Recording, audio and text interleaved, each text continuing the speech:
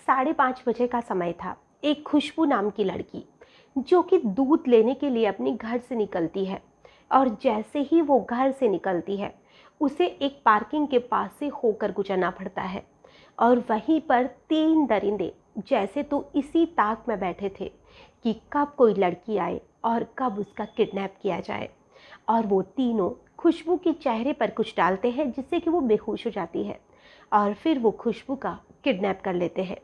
कुछ घंटों के बाद में जब खुशबू को होश आता है तो वो देखती है कि वो एक कमरे के अंदर है, और वहाँ पर वो तीनों दरिंदे जिसकी उम्र लगभग 25 साल से लेकर 35-40 साल के बीच में है, वो वहीं पर बैठकर शराब पी रहे हैं और कुछ खा रहे हैं। शायद वो इसी इंतजार में थे कि कब खुशबू की आँख खुलेगी और कब वो उसे नोचना शुरू करेंगे। अब उन तीनों में जैसे तो कंपटीशन हो जाता है कि कौन खुशबू के साथ ज़्यादा बार बलात्कार करता है। और अब जो खुशबू थी उसके साथ ऐसी ही दरिंदगी होना शुरू हो जाती है। अभी वो 3 लोग थे, लेकिन शाम तक जो इनकी संख्या है वो बढ़ चुकी थी। अब 5 से 6 लोग हो चुके थे, और रात तक इनकी संख्या और भी ज़्यादा बढ़ चुकी थी। जो खुशबू थी वो पूरी तरह से दर्द से करा रही थी, रो रही थी, गिड़गिड़ा रही थी कि प्लीज़ मेहरबानी करके मुझे छोड़ दीजिए, मैं एक गरीब घर की लड़की हूँ। लेकिन जो दरिंदे थे वो कहाँ मानने वाले थे, और वो खुशबू के साथ बारी बारी से ऐसी ही हरकतों को अंजाम दे रहे थे। उसे कुछ दवाइयाँ खिलाई जा रही थी और उसे कुछ इंजेक्शन भी लगाए जा रहे थे। अब जो खुशबू है उसकी हालत बहुत ज़्यादा ख़राब हो जाती है। अब वो जब भी घर से बाहर निकलते, वो जिस फार्म हाउस में उन लोगों ने उसे रोका था, जो कि नोएडा के एक गांव के पास में पड़ता था, वो बाहर जाते तो उसे लॉक करके जाते थे ताकि खुशबू घर से बाहर नहीं निकल सके। अब इन सारी चीज़ों को लगभग 12 दिन का समय बीत जाता है। अब 12वें दिन जो वो लोग थे वो काफ़ी ज़्यादा शराब पी लेते हैं, और वो खुशबू को वहीं पर पटक कर, जो कि हमेशा की उनकी आदत थी, और वो उस फार्म हाउस से बाहर निकल जाते हैं। लेकिन उस दिन शायद खुशबू की जो किस्मत थी वो अच्छी थी कि आज वो लोग लोक लगाना भूल जाते हैं, क्योंकि उन्होंने बहुत ही ज़्यादा शराब पी रखी थी। अब जो खुशबू थी वो वहाँ से भागने की कोशिश करती है, लेकिन वो कुछ ही दूरी तक भागती है जहाँ खेत थे। और अब उन लोगों को पता चल जाता है कि खुशबू भाग चुकी है। अब वो लोग उसे ढूंढने लग जाते हैं, और ढूंढते ढूंढते जो खुशबू थी वो उन्हें मिल भी जाती है। अब जो वो लोग थे वो खुशबू को 2 गोली मारते हैं। एक गोली उसकी पीठ पे लगती है तो दूसरी गोली उसके सीने पे मार दी जाती है। अब जो खुशबू थी वो पूरी तरह से लहूलुहान होकर वहीं गिर जाती है। अब वो लोग समझते हैं कि ये मर चुकी है, और वो उसे उठाते हैं, और पास में ही एक कुआं था, उस कुएं में उसे डाल दिया जाता है। अब वो लोग वहाँ से चले जाते हैं, क्योंकि अब वो पूरी तरह से समझ चुके थे कि ये मर चुकी है। नहीं तो उन्हें डर था कि ये हमारी शक्ल किसी को बता देगी या हमें पुलिस पकड़ लेगी।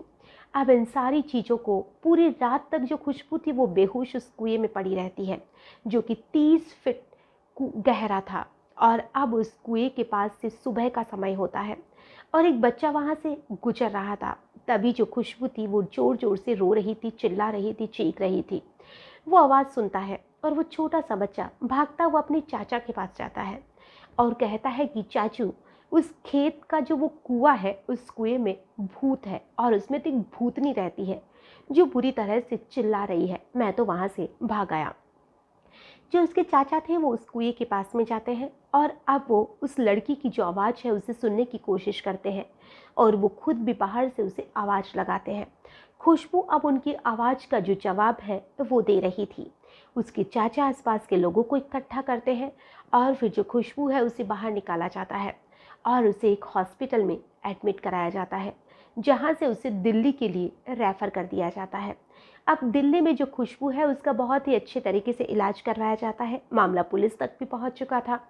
अब जो खुशबू है उसे होश आने में या ढंग से उसे बोलने में लगभग 5 से 7 दिन का समय लग जाता है। और जब उसे होश आता है तो उसे पूछा जाता है कि तुम कहाँ की रहने वाली हो। तो खुशबू कहती है कि मैं दिल्ली के ही गौतम नगर की रहने वाली हूँ। सुबह मैं दूध लेने गई थी, वहीं पर इन लोगों ने मेरा किडनैप कर लिया। और वहाँ पर मजिस्ट्रेट भी मौजूद होते हैं, उन्हें भी बुला लिया जाता है। अब जो मजिस्ट्रेट थे वो उसका बयान लेते हैं, और जैसे वो बताती है उसकी शक्ल भी उसे बताई जाती है कि उन दरिंदों में से कौन कैसा दिखता था। हालांकि जो खुशबू थी वो ज़्यादा तो नहीं बता पाई थी कि वो इतने दिन कहाँ थी, लेकिन वो थोड़ा बहुत कुछ बता पाती है। अब जो खुशबू थी उसकी माँ को बुलाया जाता है, क्योंकि खुशबू को अपनी माँ और पिता का फ़ोन नंबर याद था। अब जो उसकी माँ जब वहाँ आती है तो उसका रो रो कर बहुत बुरा हाल था। उसके पिता को भी बुलाया जाता है, लेकिन जो उसके पिता थे वो ये कहकर उन्हें ठुकरा देते हैं कि शायद ये खुद ही किसी के साथ भाग गई होगी। और अब जो खुशबू के पिता थे वो उसकी माँ के साथ भी और खुशबू के साथ भी, यानी कि अपने तीनों बच्चों के साथ अपना रिश्ता खत्म कर देते हैं। जो खुशबू थी उसे छोटी एक बहन और थी और उससे छोटा एक भाई भी था। 5 लोगों का खुशहाल परिवार था, लेकिन अब उसके जो पिताजी थे वो भी उसे छोड़कर जा चुके थे। अब जो उसकी माँ थी उसे खुशबू को संभालना बहुत ज़्यादा भारी पड़ रहा था। वो बहुत ज़्यादा परेशान थी, बहुत रोती थी, बिलखती थी। ना ही उसकी माँ के पास कोई नौकरी थी, ना ही वो पढ़ी लिखी थी कि वो कहीं से कमा कर अपने बच्चों को खिला सके। लेकिन अब जो खुशबू की माँ है वो लोगों के घरों में झाड़ू पोछा करती है, बर्तन साफ करती है, और वो कैसे ना कैसे अपने बच्चों का पेट पाल रही है। तीनों बच्चे अपनी पढ़ाई कर रहे थे, लेकिन अब उसकी जो माँ है वो अपने बच्चों को इतना नहीं कमा पाती है कि वो उन्हें पढ़ा सके। बस वो मुश्किल से उनका पेट भर रही है। और ये जो मामला है काफ़ी लंबे समय से आज भी कोर्ट में अटका हुआ है, और जो लोग थे जिन्हें पुलिस ने पकड़ लिया था वो भी जमानत पर रिहा हो चुके हैं। और पुलिस ने ये कहकर पल्ला झाड़ लिया कि कोई ठोस हमें सबूत नहीं मिला है। पैसे की उनकी पहुंच थी, उनके पास पैसा था, तो वह जमानत पर बाहर घूम रहे हैं।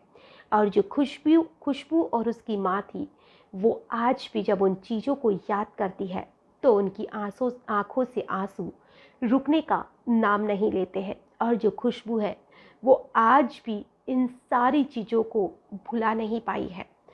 आज जो हमारे देश का कानून है वाकई में बहुत ही ज़्यादा धीरे चलने वाला कानून है, या कहे कि कुछ जगह तो ऐसे भी होता है जो कि पैसों की बदौलत जो मुजरिम होते हैं उन्हें छोड़ दिया जाता है।